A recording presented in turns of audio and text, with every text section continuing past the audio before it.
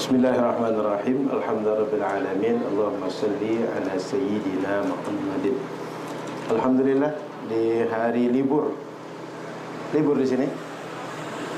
Hari libur ini kita bisa jumpa lagi. Libur Isra dan Mi'raj. Tanggal 27 Rajab 1447 Hijriah. Insyaallah 3 hari lagi masuk bulan Sya'ban. Setelah Sya'ban Ramadan. Puasa kita lagi. Berbuka puasa, sahur, tarawih, pulang kampung. Ada yang tak punya kampung? Kalau tak punya kampung nanti nginap di pondok aja. Duit pulang kampung tak ada. Mudah-mudahan banyak rezeki di Ramadan insyaallah. Amin ya rabbal alamin. Salawat dan salam pada Rasulullah sallallahu alaihi wasallam. Semoga kita semua di akhirat patut untuk bersama Rasulullah sallallahu alaihi wasallam, bersama orang-orang yang mencintai dan dicintai oleh Rasul sallallahu alaihi wasallam. Amin ya rabbal alamin. Sore hari ini kita akan masuk pada kitab yang baru. Sebab kitab Jawahirul Kalamiyah sudah selesai dalam pertemuan sebelumnya.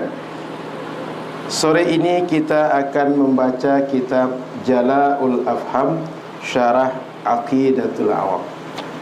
Masih tentang akidah juga. Dan kitabnya masih kitab dasar. Sehingga kita mengulang-ulang kaji dan menambah informasi dan wawasan kita tentang akidah Ahli Sunnah wal Jamaah. Kitab ini singkat dan ditulis dalam bentuk bait-bait syair. Orang ahli ilmu nyebutnya dengan nazam. Kalau kita nyebutnya bait-bait syair. Sehingga kitab ini mudah dihafal bagi para santri. Sehingga di pesantren-pesantren biasanya ini dijadikan kitab pemula, kitab pertama dalam belajar akidah Ahli Sunnah wal Jamaah. Nanti kalau ada yang bisa mencari di internet, cari kitab Aqidatul Awam. Syarahnya Syarah Jala'ul Afham yang dikarang oleh ulama kita dari Jawa. Beliau bernama Syekh Muhammad Ihya Ulumuddin, Mudir Ma'had Nurul Haramain, Pujon, Malang, Indonesia. Tahu Malang? Malang di Jawa Tengah, Jawa Timur. Kalau kita ini hidup Malang. Kalau orang hidup di Malang, maka jangan sampai lahir di Serang, hidup Malang, mati di Balikpapan pula. Cukup daerahnya saja seperti itu. InsyaAllah kita kaji kitab ini, kita bahas pelan-pelan sampai nanti khatam. Khatam nanti kita cari kitab yang lain, sehingga kaji ini terus diulang, tak lupa. Tapi makin lama kaji ini makin kuat dan bertambah yang kita tahu, sehingga beragama itu makin yakin. InsyaAllah dengan kuasai kitab ini, kita tahu hal-hal dasar dalam agama. Dan kalau ada hal yang agak rumit, yang agak mendalam, tinggal bertanya kepada ahlinya. Kita dalam pengajian di ujung selalu ada sesi tanya jawab. Maka kalau ada yang iskal atau ada yang rumit, ada yang tidak paham, tidak connect, nanti tinggal ditanya, baik pakai kertas atau langsung. Baik, saya bacakan kitab ini dimulai dari sababu insya'i hadhil manzumah. Kenapa muncul nazam daripada kitab Aqidatul Awam ini? Kok ada kitab Aqidatul Awam itu? Naqala al-ulama'u 'anil nazimi qissatan tarifatan fi sababi nazmihi hadhil manzumah. Para ulama itu mendapat cerita dari penulis langsung, penulis Aqidatul Awam. Kenapa beliau sampai menulis kitab Aqidatul Awam ini? Kok beliau susun nazam ini seperti sekarang yang kita dapati? Apa alasannya? Apa dasarnya? Apa latar belakangnya? La ba'sa binaqliha. Yang cerita ini tak apa-apa kita ceritakan, patut, wajar. Tidak ada masalah secara periwayatan. Sebab dalam konsep para ulama, in kunta naqilan fasihah. Kita kalau menukilkan sebuah riwayat, pastikan riwayat itu valid, sahih. menyebutkan cakap orang kepada orang lain, pastikan cakap itu yang kita terima itu valid, baru sampaikan ke orang. Jangan sampai yang kita dapatkan tidak valid, kita sampaikan ke orang lain. Jangankan orang lain, kita saja boleh jadi salah paham dengan cakap orang. Maka kaedahnya, bila kita menyampaikan cakap orang lain, menceritakan tentang orang lain, pastikan itu valid. Dan kalau kita tidak menceritakan tentang orang, tapi kita menemukan, atau kitalah yang membuat konsep, kitalah penemu sebuah teori, tinggal kita buktikan teori itu valid atau tidak, bisa diterima atau tidak, ilmiah atau tidak, masuk akal atau tidak. Jadi simple aja. Kalau kita menyampaikan cakap orang, valid atau tidak.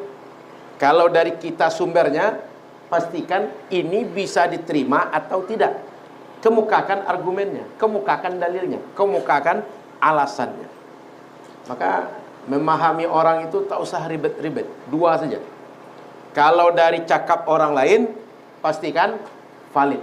Kalau dari kita sendiri, pastikan ada alasannya kenapa itu yang kita hasilkan. Begitu metode para ulama kita. Saya tulis nih, mudah-mudahan nanti dia singkat. Santri bagus menghafal. Ada spidol? Ada. In kunta nakilan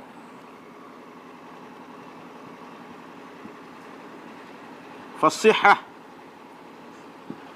Kalau kita meriwayatkan dari orang, pastikan yang kita riwayatkan valid.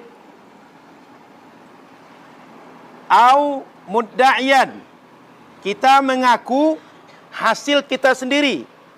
Fad dalil, kemukakan dalil kita. Apa argumentasi kita bahwa yang kita sampaikan itu valid, yang kita sampaikan itu layak untuk diterima oleh orang, ada alasannya. Jadi dalam metode kita, jika dari orang lain valid, kalau dari kita buktikan ada dalilnya, buktikan argumennya. Apa ceritanya itu? An-Nazima rahimahullahu, bahwa pengarang kitab ini, beliau Sayyid Ahmad Al-Marzuki, ra'an Nabiya sallallahu alaihi wasallam wa ashabahu radhiyallahu anhum waqifuna haulah. Beliau tidur mimpi. Mimpinya lihat Nabi dan para sahabat itu berdiri di sekitar beliau. Terbayang? Macam kita seorang, tiba-tiba depan kita ada Nabi dan sahabat. Wa qala lahu, lalu kata Nabi kepada beliau, Iqra manzumatat tauhid. Bacalah nazam yang isinya tentang tauhid. Tentang apa yang mesti diyakini seorang muslim terkait agamanya. Allati man hafizaha dakhala al-jannah. Orang kalau hafal nazam tauhid tadi, dia masuk surga. Perhatikan kalimatnya, kata Rasul, kalau hafal nazam dari Sayyid Ahmad Al-Marzuki ini, dia masuk surga. Dia hafal, dia paham, dia bisa menjelaskan maknanya, dia bisa masuk surga dengan nazam ini. Wa nalal maqsuda min kulli khairin, dan dia akan mendapatkan segala maksud yang baik. Wa faqal kitab was sunnah, yang sesuai dengan Al-Quran dan sunnah. Maknanya, kalau dia ingin memahami agama, akidah yang benar, dia akan bisa mendapatkan pemahaman yang benar sesuai dengan Al-Quran dan sunnah. Jadi dua kelebihan kalau kita menguasai nazam ini. Satu, masuk surga. Dua, mendapatkan kebaikan sesuai dengan Quran dan sunnah. Dapat ilmu, dapat amal sesuai Quran dan sunnah. Faqala lahu wa ma tilkal manzumatu ya Rasulullah. Beliau heran, Rasul, nazam yang mana satu itu? Saya enggak ingat, saya enggak tahu, saya tidak jelas yang mana satu Rasul maksudkan, kata beliau. Jadi terjadi dialog beliau dengan Rasul. Faqala al-ashabu lah, kata para sahabat Nabi kepada beliau, Imam Said Al-Marzuki, pengarang kitab nazam yang ini, isma' min Rasulillah sallallahu alaihi wasallam yaqul ma yaqul. Dengarkan apa yang nanti diucapkan oleh Rasul. Perhatikan yang diucapkan oleh Rasul, itulah nazam yang dimaksud itu. Sehingga secara tidak langsung nazam ini adalah nazam yang berasal dari Rasulullah sallallahu alaihi wasallam.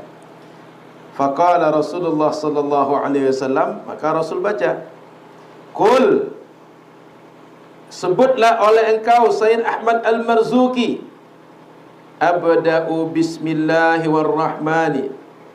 Rasul sebutkan, Rasul contohkan, faqala abda'u bismillahi warrahmani. Beliau sebut seperti yang diajarkan oleh Rasul. Jadi Rasul mendiktekan, beliau mengikuti yang didiktekan oleh Rasul. Ila akhiriha wa huwa qawluhu, dibacakan oleh Rasul sampai akhir kitab ini, yaitu nazam yang berbunyi wa suhuful khalili wal kalimi fiha kalamul hakamil alimi. Dibacakan sampai bait yang itu.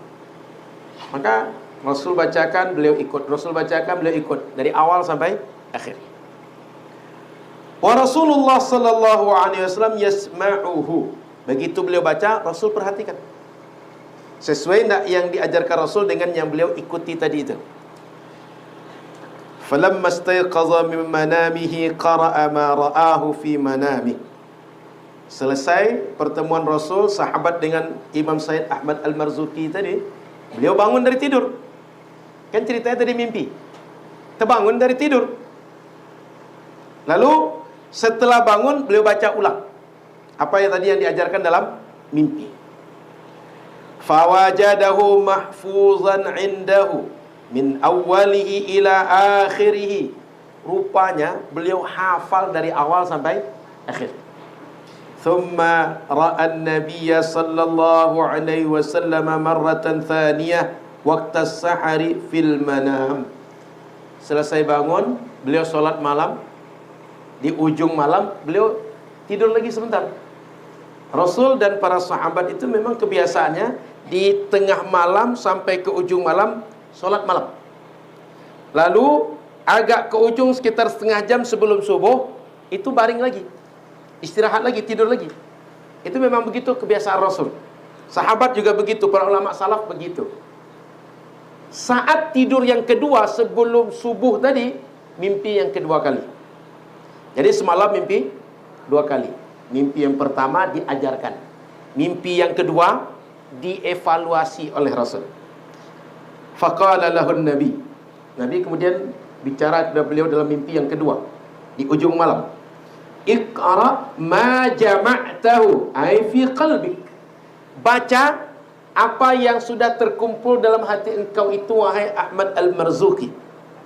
Yang tadi dibaca dari awal sampai akhir, yang sudah terkumpul dalam hati, coba baca. Faqara'ahu min awwalihi ila akhirih. Beliau baca dari awal sampai akhir. Wa huwa waqifun baina yaday Rasulillah sallallahu alaihi wasallam. Saat itu Imam Said Ahmad Al-Marzuki tegak di hadapan Rasul sallallahu alaihi wasallam. Wa ashabuhu radhiyallahu ta'ala anhum waqifuna haulah. Sahabat Nabi itu berdiri di sekitar Rasul sama seperti kejadian di awal. Yaquluna amin ba'da kulli baitin min hadhil manzumah. Setiap selesai satu bait kata sahabat amin. Selesai satu bait amin. Selesai satu bait amin. Selesai satu bait sampai selesai amin kata sahabat. Jadi diajarkan oleh Rasul dalam mimpi, dihafal oleh Imam Said Ahmad Al-Marzuki setelah mimpi, setelah itu tidur kembali, dievaluasi oleh Rasul dalam mimpi lagi. Valid, setelah itu baru beliau tuliskan dalam bentuk tulisan kertas, baru diajarkan kepada umat, sampailah kepada kita saat ini. Beliau seorang ulama yang meninggal tahun 1297 Hijriah. Mohon maaf, 1262 Hijriah. 1262 Hijriah. Sekarang 1447. 5, 14 kurang 6, 9. 13 kurang 2. Sudah 195 tahun sejak wafat beliau sampai sekarang dipelajari. Kalau semasa beliau hidup sudah dipelajari, berarti sudah lebih 200 tahun ini dipelajari. Dan rata-rata pesantren di Indonesia ini dipelajari. Ada yang tahu berapa jumlah pesantren Indonesia? Kalau 40.000 dan santri yang mempelajari rata-rata kelas 1, itu artinya ada 40.000 kelas 1. Kalau 10 orangnya satu kelas, sudah berapa orang yang mempelajari ini? Paham? Itu kelas 1 saja. Setiap tahun kelas 1 itu bertukar. Belum lagi yang mengaji macam kita, yang mengaji di majlis-majlis di luar pesantren, di masjid, di musola, dan berbagai tempat. Sehingga ilmu beliau ini sejak beliau mengarang sampai sekarang sudah banyak yang membaca, yang mengamalkan, mengajarkan, dan menjadikan keyakinan. Oleh karena itu, Ibu rahmat Allah Subhanahu wa taala, kita semua akan mati juga. Kalau sudah mati, tinggalkanlah yang akan disebut orang, tapi yang disebut orang yang baik. Falamma khatama qira'atahu qala an-nabiy sallallahu alaihi wasallam, selesai beliau membaca nazam tadi dalam mimpi yang kedua tadi, apa kata Nabi? Waffaqakallahu ta'ala lima yurdihi wa qabila minka dhalika wa baraka 'alaika wa 'alal mu'minina wa nafa'a bihal ibada. Amin. Nabi doakan. Apa kata Nabi? Semoga Allah berikan taufik kepada engkau sesuai dengan yang Allah ridhai. Maknanya yang beliau tulis ini, semoga sesuai dengan apa yang menyebabkan ridha Allah kepada Imam Sayyid Ahmad Al-Marzuqi. Wa qabila minka dhalik, dan Allah terima yang engkau berikan, yang engkau persembahkan untuk umat ini. Itu nazam ini. Wa baraka 'alaika, dan Allah berikan keberkahan kepada engkau dan kepada orang-orang beriman, serta bermanfaat karya engkau ini bagi hamba-hamba Allah. Amin. Diaminkan oleh Nabi, diaminkan oleh para sahabat Nabi. Thumma su'ila an-nazimu ba'da ittila'in nasi 'ala tilka al-manzumah fa ajaba su'alahum fazada 'alaiha manzumatan min qawli. Selesai kisah tadi, lalu beliau sebarkan ke masyarakat. Setelah disebarkan ke masyarakat, orang tanya, dari mana engkau dapat nazam ini? Kok bisa muncul nazam ini? Kan orang nggak tahu nih. Kok bisa nazam ini sebagus ini? Mudah dihafal, padat makna, dan jelas. Bagaimana beliau menjawab? Kata beliau, wa kullu ma ata bihi ar-rasul fa haqquhu at-taslim wal qabul. Maka semua yang datang dari Rasul semestinya kita terima dan kita ambil yang dari Rasul. Saya akan menunjukkan kepada masyarakat yang aku sampaikan kepada kalian berasal dari Rasul sallallahu alaihi wasallam. Saya ingin menegaskan kepada ibu dan para santriwati, kalimat yang kita baca barusan, wa kullu ma ata bihi rasul fa haqquhu at-taslim wal qabul, ini menunjukkan bahwa para ulama Ahlus Sunnah menekankan kepada santri di kitab-kitab dasar, ajaran yang mesti kita ikut adalah ajaran Rasul sallallahu alaihi wasallam. Maka ulama kita mengajarkan dalil itu Quran dan Sunnah. Adapun dalil akal, ini adalah dalil yang menguatkan pemahaman Quran dan Sunnah, bukan menentang, bukan mengalahkan Quran dan Sunnah. Karena Quran dan Sunnah itu dia sekarang teks. Dia bukan lagi seperti diucapkan Rasul sehingga kita paham makna bagaimana Rasul mengucapkan, apa kejadian saat itu, kenapa ini muncul, apa latar belakangnya. Sekarang dia teks. Kita nggak tahu ini diucapkan kejadiannya apa dulu, kenapa Rasul bicara ini, nggak tahu gitu. Oleh karena itu, ketika ulama kita mengarang kitab, dipastikan kepada umat setiap yang kita amalkan kita mesti merujuk kepada Rasul sallallahu alaihi wasallam. Maka ajaran yang diajarkan ulama kita, maqalahu Allahu wa maqalahu Rasul. Semua yang diajarkan Allah dan diajarkan oleh Rasul. Ulama tugasnya apa? Ulama itu memahamkan umat maksud Allah dan Rasul. Maka ulama itu tidak memproduk hukum, Bapak Ibu. Ulama itu tidak mengunculkan hukum ini haram, ini sunnah, ini wajib. Tidak. Ulama tak membuat hukum itu. Ulama cuma menjelaskan Allah menghalalkan ini, Allah mengharamkan ini. Dari mana dia dapat? Dari pengkajiannya terhadap Al-Quran dan Sunnah. Maka kita perlu paham, ulama itu tidak orang yang menciptakan hukum. Yang menciptakan hukum hanya Allah. Para ulama menjelaskan hukum Allah, hukum Rasulullah, umat melaksanakan. Paham ya? Jadi ulama itu tidak menciptakan agama. Ulama tak menciptakan hukum kita harus begini, harus begitu. Tidak. Dia menjelaskan apa yang diinginkan Allah dan Rasul. Sehingga kita yang tak paham jadi paham. Kita yang tidak tahu maksud Allah dan Rasul jadi tahu. Maka jangan salah persepsi dengan ulama. Lanjut. Beliau baca nazam tadi sampai akhir kitab, hadza ma akhbara bihi al-muallif an nafsihi wa nahnu naqalnahu bi nafsihi wal 'uhdatu 'ala rawi. Jadi kita, kata pengarang kitab, mendapatkan cerita ini dari pengarang kitab langsung. Soal benar atau tidak berarti periwayat kitab yang bertanggung jawab terhadap cerita itu. Paham ya? Jadi dari pengarang kitab dapatnya begini. Soal ada kesalahan atau betul terjadi atau tidak, yang bertanggung jawab memastikan itu adalah orang yang ceritakan kepada kita. Kita terima saja bahwa itu cerita sebab dikarangnya kitab. Mudah-mudahan sesuai dengan apa yang terjadi sebenarnya. Saya ulang bahwa ibu-ibu yang dirahmati Allah Subhanahu wa taala, kitab ini diajarkan oleh Rasulullah. Yang kedua, kitab ini kalau kita kuasai dengan baik, kita hafal, kita akan masuk surga. Yang kedua, mendapatkan kebaikan sesuai dengan Quran dan Sunnah. Maka tak rugi belajar kitab ini. InsyaAllah kita baca pelan-pelan. Kita mulai membaca nazam bait yang pertama. Bismillahirrahmanirrahim. Muqaddimah dari kitab. Qala an-nazim rahimahullahu ta'ala, kata Imam As-Sayyid Ahmad Al-Marzuqi, abda'u bismillahirrahmani wa birrahimi daimil ihsani.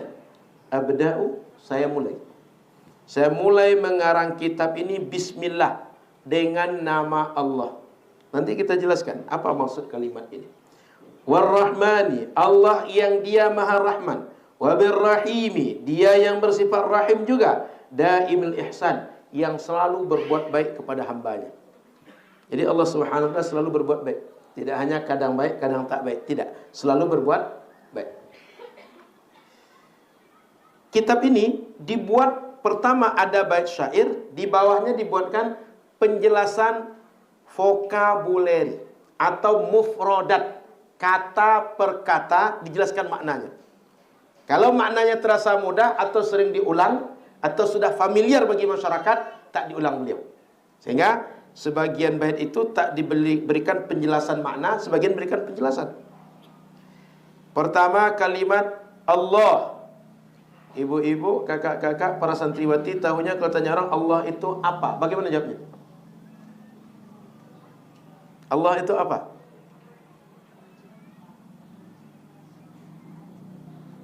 Apa Allah itu?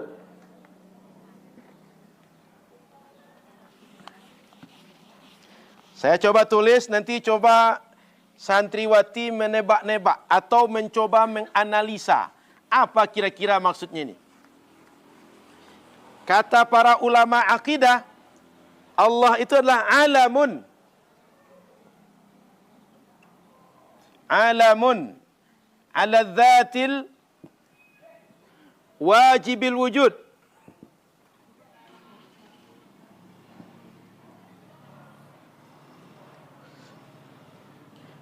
Lidzati.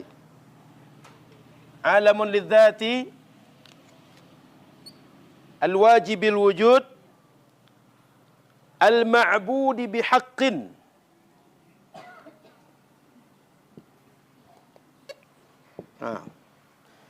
Alamun lidzatil wajibil wujud. Kira-kira ada yang paham? Alam. Nama. Allah tu nama. Nama apa? Lidzatil wajibil wujud. Untuk zat. Zat yang bagaimana? Al-wajib al-wujud. Al-wajib al-wujud itu artinya pasti ada. Kita pernah menjelaskan dah hukum akal 3. Wajib, jaiz, mustahil. Wajib pasti ada. Jaiz bisa ada, bisa? Okey. Mustahil pasti tidak ada. Nah, Allah Subhanahu wa taala wajibul wujud, pasti ada. Kalau pasti ada, dia tu tak dilahirkan. Dia tak diciptakan. Dia tak dijadikan ada oleh siapapun. Karena kalau dijadikan ada, sempat yang menjadikan tak menjadikan dia? Tak ada. Kalau dia dilahirkan, jika yang melahirkan tak hamil, dia tak lahir. Ngerti? Dia pasti ada. Tak disebabkan ada oleh apapun dan siapapun, sehingga tak ada sebabnya. Karena dia adalah Allah Subhanahu wa ta'ala, Tuhan pencipta segala sesuatu. Maka dia tak butuh kepada apapun, tapi apapun selain dia butuh kepada dia. Faham? Wajibil wujud. Sudah itu, al-ma'budi bihaqq.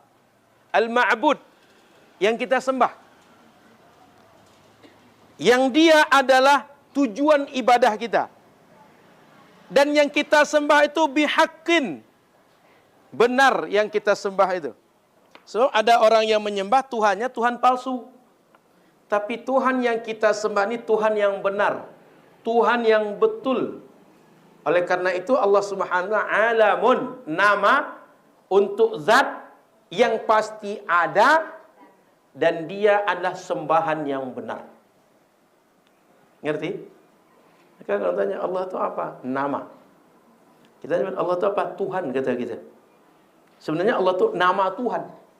Sehingga ketika orang membaca Asmaul Husna, biasa orang mulai nas'aluka ya man huwallahu alladzi la ilaha illa huwar rahmanur rahim. Jadi Allah itu satu di antara Asmaul Husna. Paham? Okey. Lanjut. Setelah Allah, kata yang kedua dijelaskan adalah Ar-Rahman. Apa makna Ar-Rahman itu? Berasal dari kalimat Ar-Rahimah. Kalau bahasa kitanya sayang. Sayang pada orang. Sayang kepada makhluk. Sayang kepada hewan. Ar-Rahimah. Tapi kalau Allah apa maksudnya? Al-mun'imu bijalailin ni'am. Makna Rahman itu adalah Allah Subhanahu wa ta'ala al-mun'im, yang memberi nikmat. Bijalailin ni'am, yang nikmat itu nikmat yang besar, nikmat yang agung. Ai usuliha, itu nikmat yang dasar-dasar, yang pokok-pokok, yang inti-inti. Kal imani wal afiyati wal rizqi was sam'i wal basari wa ghairi dhalik. Seperti kita dikasih nikmat iman, dikasih nikmat afiyah, bebas dari bencana, bebas dari masalah, bebas dari sakit, bebas dari derita. Wal rizqi, dikasih rezeki, dan nikmat-nikmat yang lain. Dikasih sehat, dikasih urusan lapang, rezeki yang cukup, dikasih ilmu, itu dengan sifat rahmat. Lalu Ar-Rahim apa? Sehingga nampak bedanya antara Rahman dengan Rahim. Karena kalau tidak kita akan mengatakan mubazir je Ustaz, kan sama-sama dari Rahimah. Kenapa mesti ada Rahman, ada Rahim? Kok tidak Bismillahirrahman saja? Kok ada Bismillahirrahmanirrahim juga? Padahal Rahman dan Rahim sama-sama dari Rahimah. Kenapa mesti Rahman dan Rahim? Ternyata Rahim ni ada lebih spesifik lagi. Ar-Rahim itu kata para ulama, al-mun'imu, yang memberi nikmat bidaqaiqin ni'am. Nikmatnya ini lebih spesifik, lebih detail daripada nikmat yang tadi. Apa dia? Ai furu'iha. Sudah turunan-turunan yang lebih spesifik nikmat yang diberikan dengan kalimat Rahim ini. Mana dia? Kaziyadatil iman. Iman tadi bisa bertambah, iman tadi bisa meningkat, itu dengan sifat Rahim. Kita sekadar beriman, yakin dengan Islam. Tapi ketika iman bertambah, asal ada panggilan solat, hati kita bergetar, langsung pergi solat. Ketika kita tahu bahwa sedekah itu dianjurkan agama, begitu ada uang, bawaannya pengen sedekah aja. Itu pengen sedekah itu dengan Rahim. Nikmat kita tahu tentang sedekah dengan Rahman, tapi mengamalkannya tadi dengan Rahim. Wa wufurin ni'mah, dikasih nikmat dengan Rahman, tapi nikmat tadi tersedia sehingga mudah kita dapatkan dengan Rahim. Sehingga nikmat itu macam saya ni, air ketika haus tinggal minum, tak perlu saya cari lagi, tak perlu capek lagi membeli ke warung, tinggal angkat tangan sampai ke mulut sudah bisa minum. Sudah itu wasa'atir rizki, diberikan kelapangan rezeki. Sekedar dikasih rezeki dengan sifat Rahman, tapi rezeki tadi lapang, luas, sehingga kita tak pernah sempit kepala kita, sesak dada kita. Itu adalah dengan sifat Rahim. Bahkan memberi ke orang pun tak berkurang duit kita, tidak sakit kepala kita. Kita jangankan ngasih ke orang, duit yang di saku gitu aja sakit kepala kadang-kadang. Iya, Pak. Ini sakit kepala biasa di awal bulan apa ujung bulan? Atau sepanjang bulan? Sehingga jangan paramik tiap hari. Jangan makan obat sakit kepala tiap hari. Mudah-mudahan Allah berikan kemudahan rezeki itu semua. Wa diqqatil aqli. Bentuk kalimat sifat Rahim ini diberikan akal yang cerdas, tajam akalnya. Sekadar diberi akal dengan Rahman, tapi akal yang cerdas sehingga bisa menangkap pelajaran. Ada yang menarik, Imam Syafi'i itu punya murid namanya Imam Rabi'ah bin Sulaiman, kalau tak salah saya. Imam Rabi'ah itu diajarkan Imam Syafi'i sampai 30-an kali tak paham-paham. Dibawa ke rumah, diajari privat, ditanya, engkau sudah paham? Belum Imam gitu. Diajari majlis 30-an kali tak paham. Dibawa ke rumah, ngajar sendiri saja, juga tak paham. Apa kata Imam Syafi'i? Yang mampu saya mengajarkan kepada engkau, yang menurut saya engkau bisa paham, cuma sebegini mampu saya. Lebih dari ini saya tak mampu lagi. Cobalah minta banyak-banyak kepada Allah, mudah-mudahan dibukakan Allah pintu hati itu. Sehingga sejak saya itu beliau banyak berdoa, dan rupanya dengan kesabaran dan kegigihan beliau, beliau menjadi ulama besar mazhab Syafi'i dan menjadi periwayat Imam Syafi'i yang paling vital. Maka rata-rata pernyataan Imam Syafi'i itu diantaranya riwayat beliau, Imam Rabi'ah bin Sulaiman. Nanti boleh dicari kisah beliau. Ada orang di sini dijelaskan 30 kali tak paham-paham. Ini rata-rata guru nih kan? Ada guru mengalami itu? Jadi kalau maksud saya, kalau ada guru baru 3 kali menjelaskan tidak paham murid, jangan langsung naik tensi. Jangan langsung usir murid itu keluar. Imam Syafi'i 30-an kali. Saya pun tak terbayang kalau jadi guru macam itu. 30-an kali diulang beliau. Di sebagai redaksi itu saya baca 39 kali. Setelah tak paham juga, dibawa ke rumah. Privat, hanya beliau. Tidak ada orang. Tidak juga paham.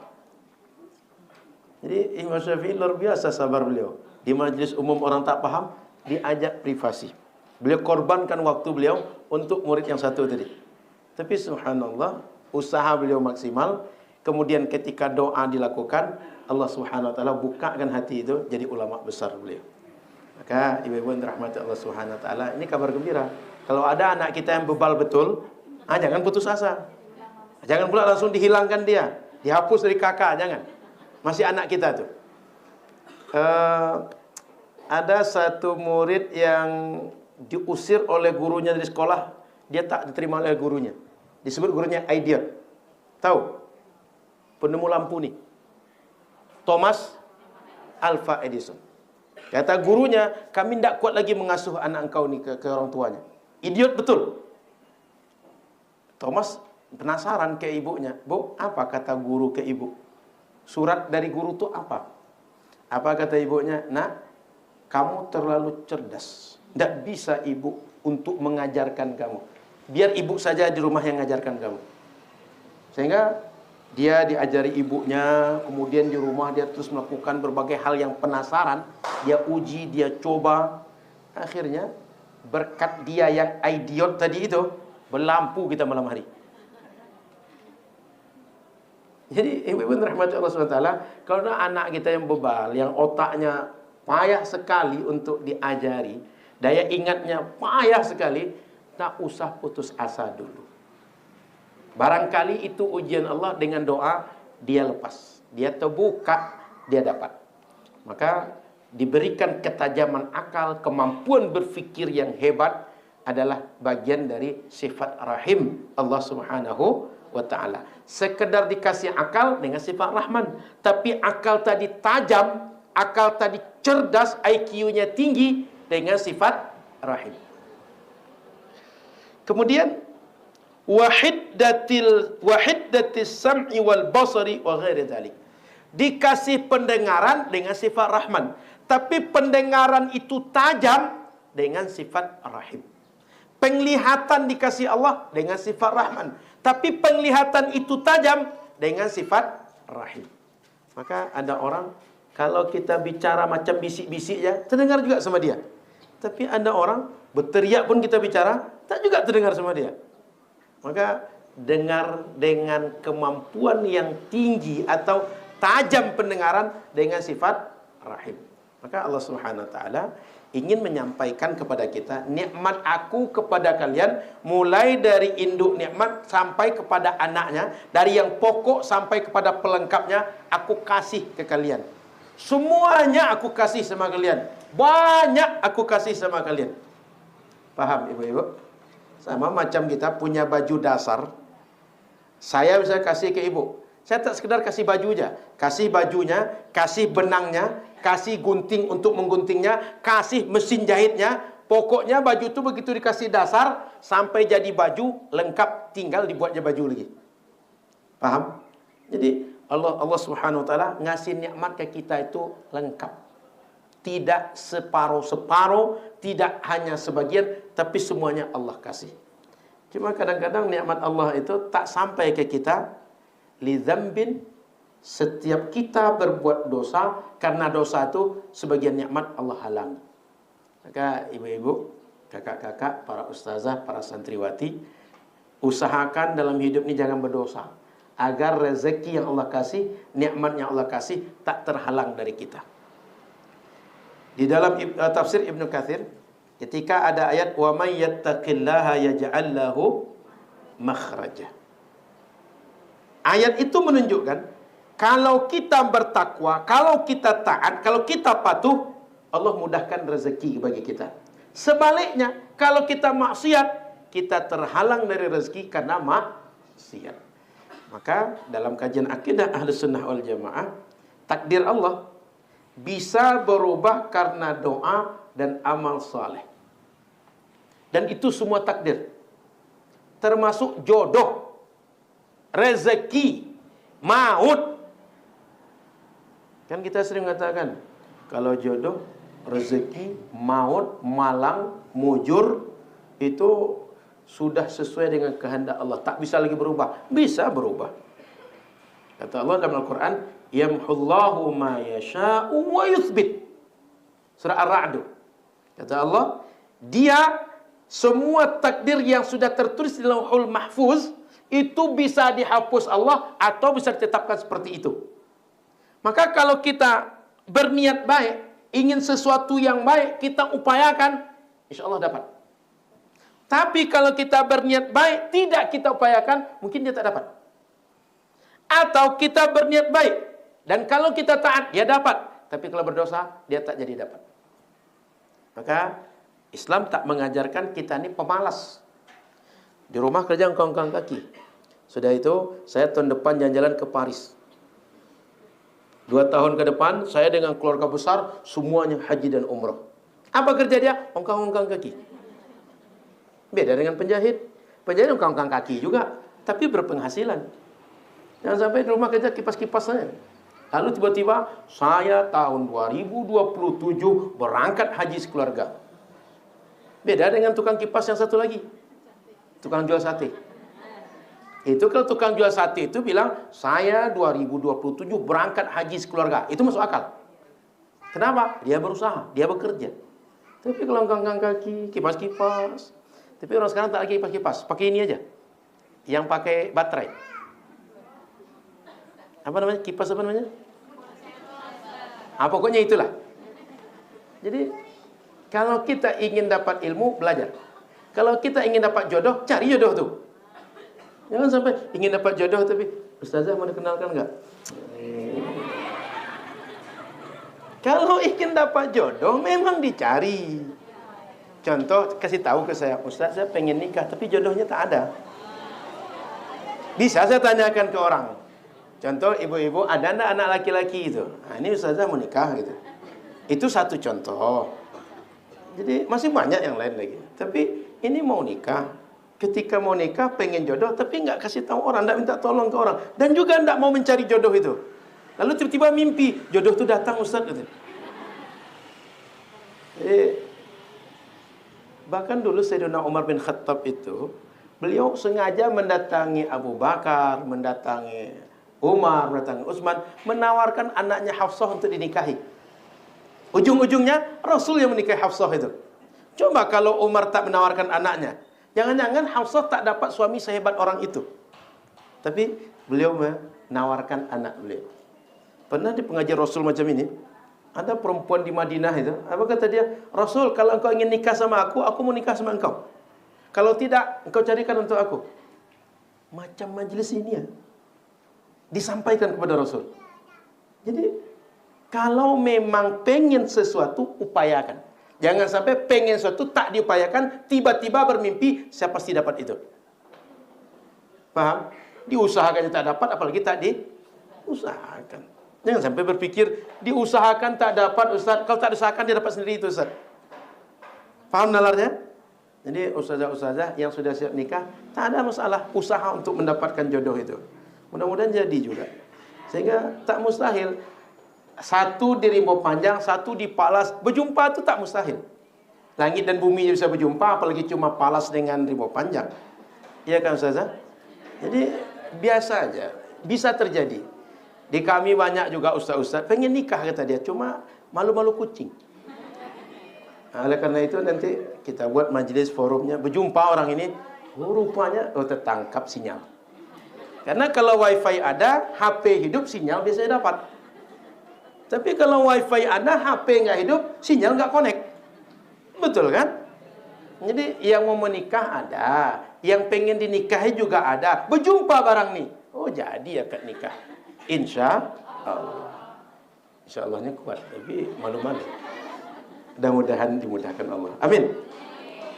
Lanjut. Jadi Allah Subhanahu wa taala ketika memiliki sifat Rahman dan Rahim, ingin mengatakan bahwa nikmat yang Allah kasih itu ada nikmat yang bentuknya global, ada yang detail, tapi semua nikmat Allah kasih kepada kita. Begitu sayangnya kepada kita. Kemudian disebutkan daimil ihsan.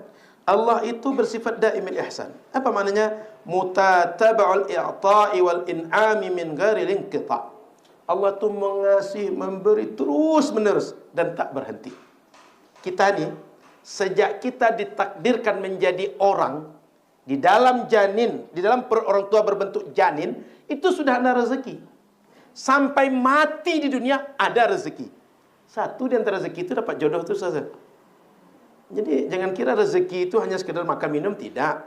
Sejak kita hadir dalam rahim orang tua, sampai nanti mati, Allah sediakan rezeki untuk kita. Tinggal kita mau menyebut rezeki atau tidak, mau mengusahakan rezeki atau tidak. Maka kita semua dikasih rezeki oleh Allah. Oleh karena itu, Rezeki itu ada, tinggal kita upayakan rezeki itu sampai ke tangan kita. Tiap hari yang bekerja, bekerjalah. Yang bisa mengusahakan dengan berjualan, berjualanlah. Yang bisa mengusahakan dengan bercocok tanam, bercocok tanamlah. Yang bisa mengusahakan dengan memancing, pergilah memancing. Yang bisa mengusahakan dengan mengajar berbagi ilmu, berbagi profesi, pergilah usahakan dengan itu. Allah beri terus dan tak ada yang ditahan oleh Allah Subhanahu wa taala kecuali sebab dosa kita. Maka jangan berdosa dalam mengusahakan karunia Allah yang luas. Syarahnya, tadi baru mufrad. Apa syarah dari bait yang satu tadi? Abda'u fi ta'lifi hadhil manzumati. Saya, kata Imam Said Al-Marzuki, saya mengarang kitab ini, nazam yang bernama Aqidatul Awam ini, bil basmalah, dengan bismillah. Musta'inan billahi azza wa jalla, saya minta tolong kepada Allah Subhanahu wa taala agar saya bisa menulis kitab dan bisa menyempurnakan kitab ini. Jadi ketika menulis kitab minta tolong kepada Allah. Alladzi wasi'an rahmatuhu kulla syai'in, yang rahmatnya luas mencakup segala sesuatu. Segala sesuatu bisa dapat rahmat Allah.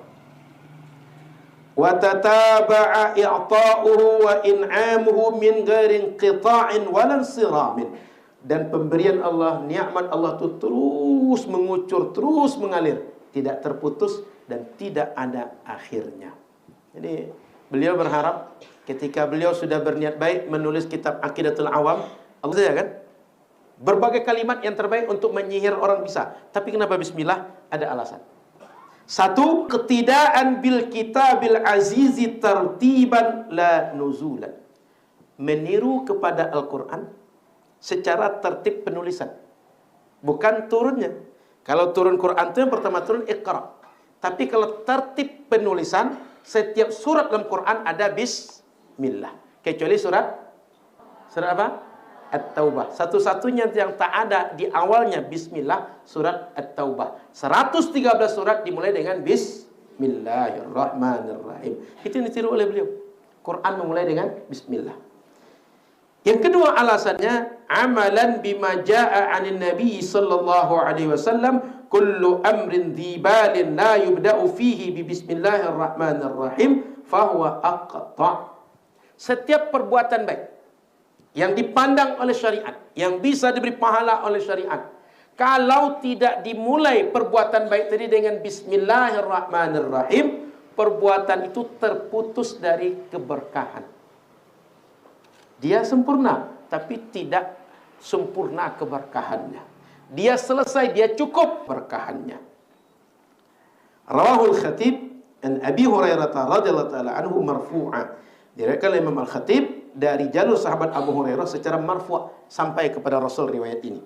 Tidak hanya sahabat saja tapi sampai kepada Rasul. Apa makna aqta' itu?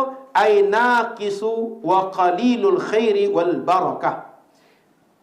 Kata aqta' dalam hadis tadi maknanya kurang atau sedikit kebaikan dan keberkahan dari kitab yang dikarang ini. Atau apa saja kebaikan yang kita buat.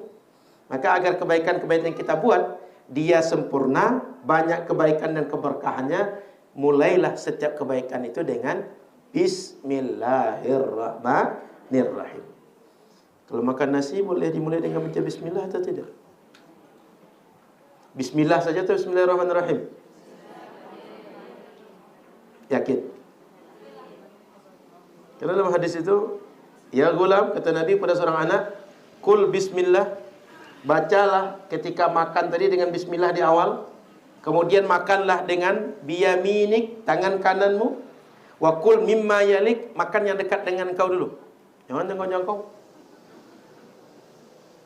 Jadi kalau makan di tempat yang dihidangkan, di depan kita ada hidangan, itu ambil yang dekat, ambil yang dekat. Kecuali yang jauh tadi tak ada depan kita, dan depan kita tak bisa kita makan, atau yang jauh tadi yang kita suka, boleh kita minta jauh, dan lebih elok minta tolong pada orang yang bisa membantu. Kata Rasul, kul bismillah, bacalah bismillah. Kita baca bismillahirrahmanirrahim. Sesuai atau tidak? Paham pertanyaan saya? Kata Rasul, bacalah dengan bismillah. Sekarang kita baca bismillahirrahmanirrahim. Tambah pula lagi, Allahumma barik lana fima razaqtana wa qina adzab. Kata Rasul baca bismillah aja. Jadi yang benar yang mana? Baca bismillah atau bismillahirrahmanirrahim? Baca bismillah benar sesuai sunnah. Baca bismillahirrahmanirrahim lebih sempurna. Baca astaghfirullah sudah sesuai dengan sunnah, tapi astaghfirullahalazim lebih sempurna. Baca alhamdulillah sudah sesuai dengan sunnah, tapi alhamdulillahirabbil alamin lebih lengkap. Jadi ibu-ibu kalau baca bismillah itu Ar-Rahman Ar-Rahim itu kan sifat Allah, bagian dari Asmaul Husna. Betul? Kata Quran, ketika kalian berdoa, fad'uhu biha. Mintalah kepada Allah, berdoalah kepada Allah dengan menyebut Asmaul Husna itu. Kenapa pula kita tak mau baca bismillahirrahmanirrahim? Dan Quran menggunakan bismillahirrahmanirrahim. Jadi kalau tak sesuai dengan hadis Rasul, sesuai dengan Quran nih. Ibu-ibu memilih mana? Yang sesuai Quran atau sesuai dengan hadis Rasul? Kalau ada orang mengadu itu orang itu tak pandai itu orang itu bodoh. Masa Quran diadu dengan sunnah? Ngerti ibu-ibu? Rasul ketika kul bismillah itu, Rasul ingin mengatakan bahwa bacalah dengan nama Allah yang bisa dibaca dengan bismillah saja, bisa dengan bismillahirrahmanirrahim. Lanjut. Dalil yang ketiga, kenapa beliau mulai menulis kitab dengan baca bismillahirrahmanirrahim? Ta'assiyan bin Nabi sallallahu alaihi wasallam, meniru Nabi. Meniru dalam apa? Fa innahu yaftatihu kutubahu wa rasailahu bil basmalah. Karena Rasul ketika menulis surat-surat, menulis informasi-informasi untuk para khalifah, untuk para gubernur, para utusan Rasul di Yaman, di Mesir, di Bahrain, di mana saja, beliau selalu menyuruh sahabat penulis surat itu mulailah dengan bismillah dulu. Jadi bismillahirrahmanirrahim itu kebiasaan Rasul. Membuat surat kemana-mana bismillahirrahmanirrahim. Kebiasaan Quran dimulai dengan bismillahirrahmanirrahim. Ada hadis Rasul, kullu amrin dzibalin la yubda'u fihi bi bismillahirrahmanirrahim fa huwa aqta. 3 dalil kenapa beliau memulai dengan bismillahirrahmanirrahim. Di antara contoh surat Rasul itu kama jaa fi kitabi ila Herakla wa ghairihi. Seperti surat Rasul pada Heraklius, dan ini ada dalam Sahih Bukhari.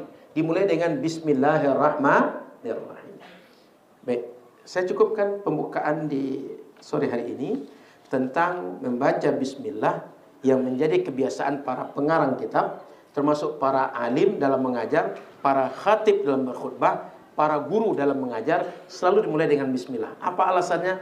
Ada 3. Meniru Al-Quran, meniru Rasulullah. Yang ketiga, mengamalkan hadis Rasulullah. Paham semuanya nih? Kenapa perlu ada Ar-Rahman dan Ar-Rahim? Ada nikmat yang Allah beri dengan sifat Rahman, ada nikmat diberi dengan sifat Ar-Rahim. Boleh baca bismillah atau bismillahirrahmanirrahim, keduanya lebih lengkap dibaca bismillahirrahmanirrahim. Kita lanjut dengan pertanyaan. Ada yang bertanya, Ustaz? Ada.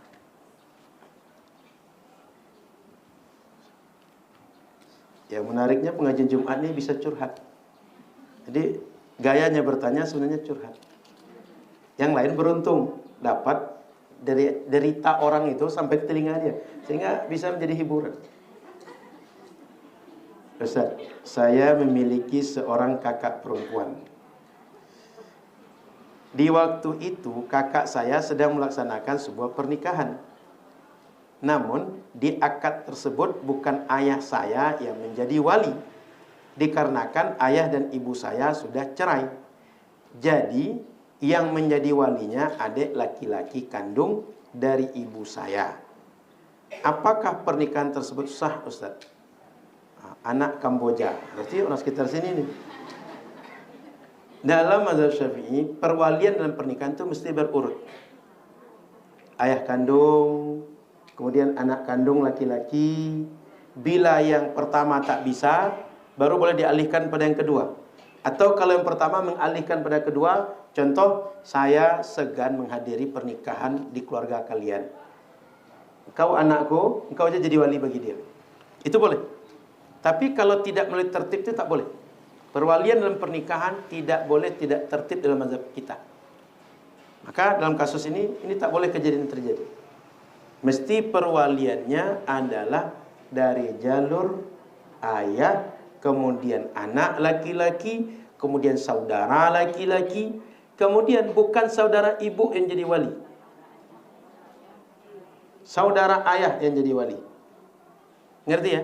Yang jadi wali itu saudara ayah, kemudian anak saudara ayah atau sepupu kita, baru di ujungnya hakim nanti. Jadi bukan saudara perempuan ibu. Ini dua kesalahan. Satu, memindahkan perwalian dari urutan yang paling layak kepada yang tidak layak. Yang kedua, ini tak termasuk kepada wali. Paham? Oke. Ustaz, saya ingin bertanya tentang takdir. Berat betul hidup nampaknya. Bagaimana cara takdir kita itu selalu bagus dan baik? Apa amalan yang harus dilakukan? Di dalam berbagai kajian ulama, ayat Ar-Ra'du ayat 39 tadi, yamqullahu ma yasha'u yuthbit, itu dijelaskan oleh beberapa hadis. Di antara hadisnya, la yaruddul qada illa du'a. Takdir Allah tidak bisa dirubah kecuali oleh doa. Yang kedua, hadis populer, man arada ayyun sa'alahu fi atharihi wa ayyubsata lahu fi rizqihi falyasil rahimah. Umur ingin panjang, rezeki ingin luas, maka silaturahim. Ini menunjukkan bahwa doa bisa merubah takdir. Yang kedua, amal-amal soleh, kebaikan bisa merubah takdir. Oleh karena itu, siapa saja yang ingin niatnya sampai, maksudnya terwujud, cita-citanya terwujud, satu, banyak doa. Dua, banyak amal soleh. Di samping usaha yang kita buat tadi, saya ingin jadi doktor Ustaz. Masuklah kuliah S1 dulu, kuliah S2, masuk S3, nanti baru insya Allah bisa doktor. Jangan sampai pengen doktor tapi nggak pernah kuliah. Paham maksud saya? Jadi ada usaha kita real. Yang kedua doa. Yang ketiga amal soleh untuk mendukung doa dan usaha kita tadi. Oleh karena itu, dalam hadis Nabi itu banyak sekali amal soleh yang Allah berikan ganjaran sama seperti yang kita buat. Contoh, man yassara an mu'asirin yassarahullah. Siapa saja yang memudahkan orang yang sulit, Allah mudahkan dia. Maka amal soleh bisa menolong kita mewujudkan takdir yang baik. Maka kakak-kakak, para santriwati, para ustazah ingin takdir yang baik, usahakan apa yang sesuai dengan apa yang kita inginkan itu usahanya yang patut. Yang kedua, banyak doa. Yang ketiga, perbanyak amal soleh. Di antara amal soleh itu mungkin bersedekah, mungkin menjaga hubungan baik, dan yang lain-lain. Poinnya tiga itu: usaha real, doa, amal soleh. Yang ketiga, Ustaz, anak yang pegawai negeri menggadaikan SK-nya. Nah, biasanya sekolah nih, baru dapat SK langsung sekolah, untuk mengumrohkan orang tuanya. Bolehkah uang gadai SK itu untuk bayar umroh, Ustaz? Secara syariat, umroh itu tidak dituntut kita mesti berhutang supaya umroh. Begitu juga kurban, kita tidak dituntut berhutang supaya bisa kurban. Tapi bila ada orang, dia berhutang supaya umroh, dia berhutang supaya kurban, boleh, tak ada masalah. Cuma dia memberatkan diri dia sendiri, maka dia menyusahkan diri dia. Kalau rasanya siap untuk menanggung beban itu, laluilah. Kalau tidak, jangan dilakukan. Takut nanti kita yang salah, nanti kita menyalahkan yang lain-lain. Pernah tidak dengar sahabat Abu Bakar, waktu itu ada perang, Nabi suruh sahabat sedekah. Datang Umar, sedekah banyak. Kata Rasul, ini banyak nih Umar, di rumah masih ada atau tidak? Apa kata Umar? Aku masih punya sebanyaknya lagi di rumah Rasul. Saya ingin mengalahkan Abu Bakar dalam sedekah. Selama ini segala amal Abu Bakar menang, saya selalu kalah. Sekali ini saya ingin mengalahkan Abu Bakar. Tak lama setelah itu datang Abu Bakar, amalnya banyak, sedekahnya banyak. Tanya Rasul, Abu Bakar, di rumah ada lagi? Allah taraktullaha wa rasulah. Di rumah cuma ada keyakinan kepada Allah dan pada Rasul. Semua yang aku punya aku bawa dari Rasul. Apa kata Umar? Aku tak akan bisa mengalahkan Abu Bakar. Aku bawa setengah harta aku, dia bawa semua harta dia. Dan Abu Bakar enggak tahu. Maka Abu Bakar itu tak ada yang mengalahkan amal dia. Kalau ada orang bisa seperti Abu Bakar, ingin sedekah semua yang dia miliki dia kasih. Kalau kuat, buatlah. Kalau tidak kuat, jangan. Ini kan ada pula orang kadang-kadang begitu dikasih motivasi sedekah, mobil dikasih, cincin dikasih, duit cash dikasih, kartu kredit dikasih. Pas pulang ke rumah, tidak ada yang mau dimakan. Nasi tak ada, listrik padam, token habis, nangis. Jadi kalau kita tak seperti Abu Bakar, jangan tiru-tiru Abu Bakar. Kalau bisa seperti Abu Bakar, buatlah. Kalau tidak kuat, jangan sampai nanti gara-gara itu murtad pula. Gara-gara itu menyalahkan, Tuhan itu katanya adil, Tuhan itu katanya sayang, sehingga saya banyak sedekah, kenapa tak dibalas Tuhan saya? Hati-hati, yang salah kita. Kita tidak kuat seperti Abu Bakar. Kita tidak punya hati dan iman seperti Abu Bakar. Lalu nanti kita akhirnya menyalahkan Allah, menyalahkan ini Rasul, gara-gara Rasul ini. Gara-gara Rasul habis hartaku semua, setelah itu aku tak makan lagi. Rasul disalahkan. Sedangkan Rasul cuma ngasih tahu kalau mau sedekah, kita mau jihad. Siapa sedekah, sedekahlah. Ini bermanfaat. Ini dibalas oleh Allah dengan pahala yang besar. Jadi kita tak mesti berhutang untuk taat. Tapi kalau ada yang berhutang untuk taat, boleh. Poinnya di situ. Maka kalau ada yang menggadaikan SK supaya bisa bangun rumah, supaya bisa menggadaikan SK supaya bisa mengasih nafkah keluarga setiap bulan, menggadaikan SK supaya bisa pergi haji dan umrah, boleh. Tapi tidak disuruh oleh syariat. Ngerti? Boleh dan tidak dilarang oleh syariat, tapi tak disuruh oleh syariat. Nah. Yang keempat, Ustaz. Izin bertanya Ustaz, kalaulah kitab Jala'ul Afham ini berawal dari mimpi Syekh Ismail Ahmad Marzuki yang bertemu Rasulullah, bagaimana meyakinkan orang kafir ataupun orang orientalis tentang kebenaran tauhid pada buku ini, sedangkan Syekh tersebut jauh generasinya dari Nabi sallallahu alaihi wasallam. Jangan kitabnya yang dikasih ke orang tuh. Kuasai ilmunya, konsep kitabnya yang dikasih ke orang tuh. Karena orang itu jangankan kitab ini, Quran dan hadisnya tak terima dia. Paham? Ini kan ceritanya orang orientalis tadi ini. Orang kafir tadi ini, bukan orang Islam. Kalau orang Islam, dia terima. Orang Islam ini asal mengaji kepada orang yang mengerti, diterima. Mengaji kepada buya, pada tuanku, pada orang alim, pada ustaz, dia terima. Dia nggak peduli, dia berasal dari mana, kitab apa, nggak peduli. Ini ibu-ibu kan nggak pernah tahu kitab ini kan. Tiba-tiba kan saya kasih ajar ini saja kan. Terima aja.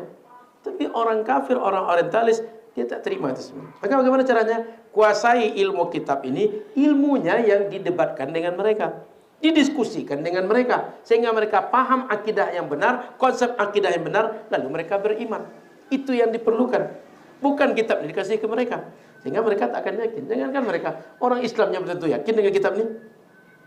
Maka orang kafir, caranya adalah kuasai konsep akidah yang benar, lalu diskusikan dengan orang non-muslim bagaimana akidah yang benar, sehingga mereka berakidah yang benar. Itu yang perlu dari kitab ini. Lanjut. Ustaz, bagaimana solusi mengingatkan atau menyadarkan seseorang yang selalu merasa benar sendiri, tidak menghargai pendapat orang lain? Ada orang selalu merasa benar sendiri. Caranya bagaimana? Kalau seandainya dia mau baca kitab, ajak dia baca kitab. Sehingga dibukakan kitab agar dia tahu bahwa luas ilmu yang sebenarnya dia tidak paham. Jadi, kadang orang itu, dia tak mau menerima itu karena tak tahu ada yang lain. Orang itu kadang-kadang, dalam bahasa orang Arab, al-insan a'da'u ma jahilu. Orang itu biasanya memusuhi apa yang dia tidak tahu. Karena dia tidak tahu, dia tak terima, dia antipati. Tapi kalau sudah tahu, dia akhirnya, panjang O-nya itu, banyak O-nya itu. Jadi orang tuh kadang-kadang dia tuh ingkar, dia itu antipati, dia tak terima kadang-kadang karena tak tahu. Saking tak tahunya, dia kadang-kadang memusuhi yang lain. Maka caranya ajak dia untuk bisa baca kitab, atau bisa bertanya kepada orang yang menurut dia bisa dia terima, lalu kita diskusi dengan orang tadi. Kalau di sini contohnya, ajak dia ke sini, sampai di sini ibu yang bertanya, biar dia dengar. Sehingga saya yang jelaskan. Atau suruh dia bertanya, agar saya jelaskan. Dia tak puas, dia bertanya, saya jawab lagi. Sehingga sampai dia puas. Pada akhirnya, dia kemudian mengakui, ternyata ada orang yang lebih paham dibanding saya. Di atas langit masih ada fauqa kulli dzi ilmin alim. Di atas semua orang berilmu masih ada yang lebih berilmu. Orang ini karena tidak tahu aja, sama macam anak kecil. Anak kecil tuh mau diajarkan bagaimanapun payah untuk kita pahamkan. Kenapa? Bagi dia, dia yang hebat. Bagi dia, dia yang perlu diperhatikan. Dia number one. Yang lain itu nomor 100, nomor 100.000. Maka kalau ada orang, kalau masih kanak-kanak memang begitu. Tapi kalau sudah meningkat dia tak susah lagi. Caranya, ajak dia untuk lebih luas dalam memandang. Ustaz, mengenai qada dan qadar. Jika seseorang diberikan qada oleh Allah, menjadi seorang laki-laki, kemudian ia mengubah dirinya tersebut dan ingin menjadi perempuan. Ini ada kejadian ini. Transgender. Bukankah qada adalah ketetapan Allah jauh sebelum manusia diciptakan? Mohon penjelasan Ustaz. Jadi begini. Qada itu artinya ilmu Allah. Dia tahu segala sesuatu yang belum terjadi dan akan terjadi suatu masa tertentu. Qadar terjadi yang Allah tahu itu sesuai dengan apa yang dia tahu. Contoh, Allah tahu bahwa sebelum ada pesantren Az-Zahra, sore ini kita mengaji kitab Aqidatul Awam dengan saya. Belum ada kitab, belum ada alam semesta, Allah sudah tahu ini akan terjadi. Ngerti? Dan qadar terjadi yang Allah tahu tadi, yang terjadi sekarang ini sesuai dengan yang Allah tahu. Itu qadar itu. Nah, sekarang pertanyaannya, ada orang laki-laki kemudian berubah jadi perempuan. Itu berarti nggak sesuai dengan qadar. Kan menurut kita begitu? Betul? Ibu-ibu rahmati Allah Subhanahu wa taala, qada Allah Subhanahu wa taala itu ada yang muallaq, ada yang mubram. Mubram itu tak akan berubah lagi sejak Allah tetapkan. Tapi ada yang muallaq, bisa berubah. Sehingga orang ini akan menjadi laki-laki kalau dia begini. Orang ini akan jadi perempuan kalau begini. Maka ketika dia merubah dirinya dari laki-laki jadi perempuan, itu bagian dari takdir Allah juga bahwa dia akhirnya jadi perempuan. Paham? Sama dengan kejadian ketika Sayyidina Umar bin Khattab. Beliau pergi ke negeri Syam. Belum sampai negeri Syam, waktu itu para pasukan yang sudah dahuluan masuk mencegat beliau di sebelum masuk Syam tadi. Kata para panglima, Umar, jangan masuk. Di situ sedang terjadi wabah, ta'un. Sehingga balik saja. Umar kemudian berhenti, musyawarah. Dipanggil orang Ansar, orang Muhajirin. Ansar adalah orang Madinah, Muhajirin orang Makkah yang hijrah ke Madinah. Panggil. Ditanya, kalian tahu enggak Rasul pernah menjelaskan masalah ini atau belum? Kalau ada ta'un di sebuah negeri, kita mau ke sana, tetap ke sana atau tidak? Lalu kata sahabat, kami tidak tahu. Sahabat Abdurrahman bin Auf enggak hadir. Begitu selesai orang diskusi, Abdurrahman bin Auf hadir. Ditanya oleh Umar, Abdurrahman, tahu enggak Rasul pernah menjelaskan masalah ini? Kata Abdurrahman, saya tahu. Kata Rasul dulu, bila di sebuah kampung ada ta'un, ada wabah, kayak kemarin ada Covid, kalian belum masuk ke kampung itu, jangan masuk ke kampung tadi. Tapi bila kalian berada di kampung itu, kalian jangan keluar dari sana, tetap di situ. Apa kata Umar? Alhamdulillah, segala puji bagi Allah yang sudah memberikan pendapat, pemikiran kepada Umar sesuai yang diajarkan oleh Rasul. Sehingga Umar memutuskan, kita balik ke Madinah, tak jadi kita ke Syam. Datang sahabat Abu Ubaidah bin Jarrah. Kata sahabat Abu Ubaidah, Umar, apakah lari kita dari takdir Allah?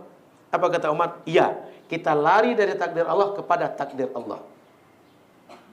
Lalu dibuat percontohan, macam kita punya kambing, punya sapi. Di depan kita ada dua padang, yang satu hijau, yang satu tandus, kering, nggak ada makanan kambing di situ. Kira-kira kita milih yang mana? Sama macam itu. Kita memilih yang hijau, kita hindari yang kering, supaya kambing kita bisa makan, sapi kita bisa makan. Sama dengan tadi, takdir kita kalau masuk ke negeri Syam mati, balik ke Madinah hidup. Lebih baik kita milih hidup daripada mati.